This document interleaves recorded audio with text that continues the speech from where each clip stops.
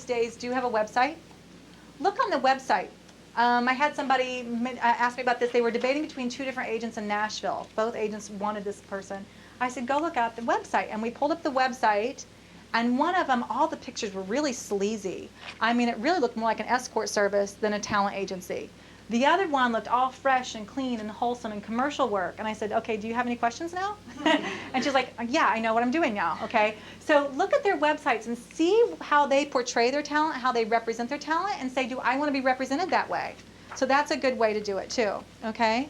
Call their information line for open call days and follow instructions, okay? Since good agents don't go out looking for talent, they're not in the malls, they're not having these big conventions or the big hotel things, right? What good agents will do is a lot of times they'll have either an information line or instructions on their website on how to apply to them to be considered for representation by them, okay? So they use their instructions on those websites or on those information lines to see how well you can follow instructions, okay? So they might say, you need to show up on this date between this time and bring your headshot resume, and they won't tell you anything else. Now, if you're the talent who gets on the phone and calls them and says, do I need to have a monologue, and what should I wear, and you call them 10 times, right? They are not going to return your call, and they're not going to represent you. And the reason being is that's their way to find out how will you behave when they send you to a client. Okay, so if they send you to, if they say, hey, you have an audition with Kim Swanson over at Hanson Entertainment, here's the information I have, they have to believe that you're not going to get on the phone and ding-dong me to death, okay? Because they don't want you representing their entire agency poorly or unprofessionally and taking up my time, because they understand that that time is precious. And the reason why I'm calling an agent is so I don't have to speak with 10 separate talent. I can make one phone call and get 10 good talent, or I could call my independent database and 10 talent individually. Why would I call an agent plus 10, right? That's why I'm calling agents, because it's a time saver for me, okay? So don't increase that time, make your agent look bad. So that's a little test they do. They see how well you can follow directions. How prepared are you when you show up?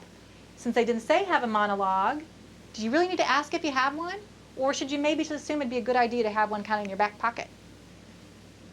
You know, if they say, bring your headshots and resume, you go, oh wow, am I supposed to have more than one?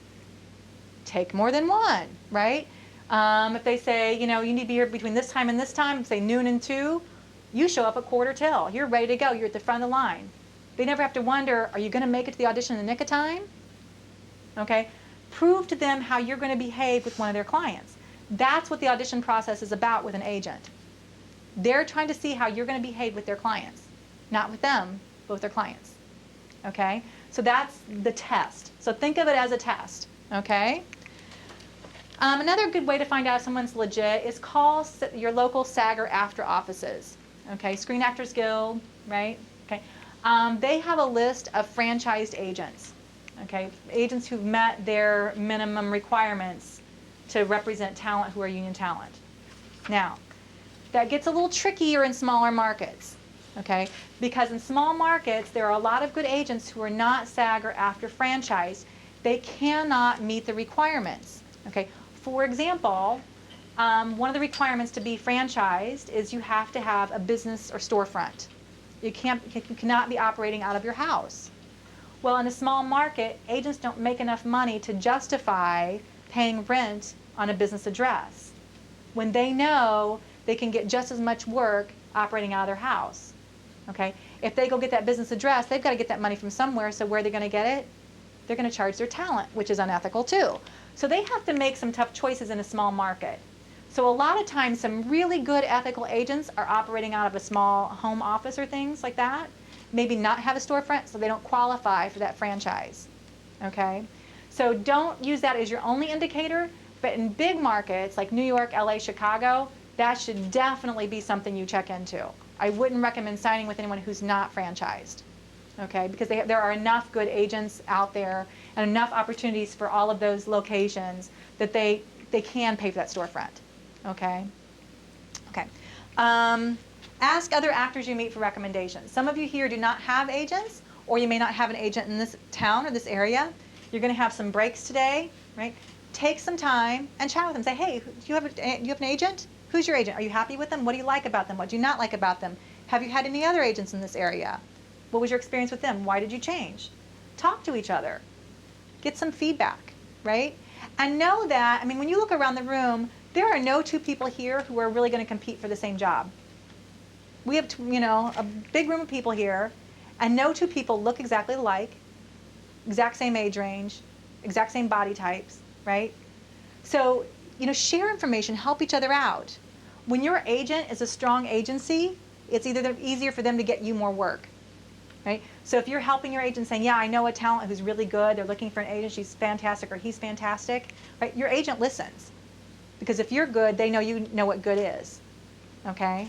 So don't hesitate to use each other and help build each other up, okay? Production is a team sport, okay? It's not an individual game, okay? Attend local meetings. That's a good way to find out about agents. A lot of different localities, they have different meetings. Like I know in St. Louis they have the MCA, which is Media Communications Association. There are different events where the production community comes together and things like that. Film, different film projects and things like that. Look into those things. Show up at those events. Talk to people. Ask them who they are. If you see at a small film festival, you see somebody in a movie and think, gosh, they were good, and you see them in the audience, say, hey, I really liked your work. Who are you represented by? Do you have an agent in town? Find out who is getting work and ask them who their agents are. Plain and simple, okay? And most people go, oh yeah, I love my agent. They'll tell you if they love him. They'll tell them if they hate him, right? Okay? When interviewing with an agent, ask what charges you can expect with them. I always say you're an actor, so act.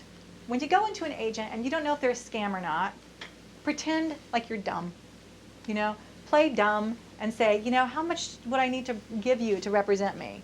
What would you need for me to represent? What would you need from me to be represented? And then, of course, the scam artists are going to go, ooh, I got a good one here, And they'll go, well, we only need this much for that and this much for that. And then you go, okay, well, let me think about it. And then go home and never call them back, okay? Okay, but they go, oh, no, I'm your agent. I represent you. This is what we need. I just need you to get me some good headshots of you. I need this, I need that from you. But it's not about writing them a check.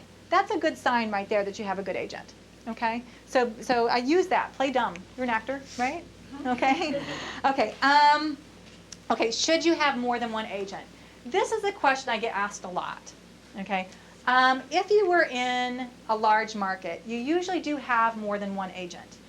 Okay. You have an agent for theatrical. You have a legitimate agent. You have a commercials agent. You have a modeling agent. They each have an expertise, and they don't really cross over so much. Every once in a while they do, but not so much. Okay. In small markets, most agents represent the whole umbrella of it all. They have to survive, okay? And it's a lot of the same talent anyway, so why not, right? Okay, so in a small market, I don't think you should ever have more than one agent for any area. Now, you can have more than one agent, like one here, one in this city, one in this city, one in this city, but be aware when you sign those agreements what radius they're covering for you, okay? And ask them. So that they're overlapping. Because you want to make sure that they know if you have an agent in another area, that they're aware of that. Because if they're overlapping with that other agent, like if you have like two areas that overlap here and they get a job here in the middle, you don't want them both submitting you. Okay? The reason why is the same reason why you don't want more than one agent in any one city for the same kind of work, is because if I get a submission from agent A, okay, and submits you, okay, and then agent B submits you also, okay? Remember who I'm protecting is the producer, right? I have to go, okay, if this talent gets hired, agent A is going to be screaming for their percentage, agent B is screaming for percentage, right? Now I either have to decide who gets it, and I have to open up a whole can of legal worms there on who gets the money, or I can say, I'm not going to risk it. I have 200 more talent over here who meet the description, and I take that headshot and it goes in the garbage. So which do you think I'm going to do? It goes in the garbage. I've had talent in town who have gone and gotten 2 or 3 agents, and they think they're being really good. Oh, this is great. I'm on top. I've got so many agents working for me. And I've had jobs where I make a submission. I let agents know I need talent, and I'll get 3 headshots of the same person. That headshot never makes it to my client. So they just shot themselves in the foot. okay? Because I have to make that choice, and my choice always has to be to protect the producer and the budget, okay? I can't risk any legal issues down the road, okay? So I recommend one agent per area, and that should be enough, okay? Thanks for watching. You want to do us a favor? We could really use your help. Click subscribe.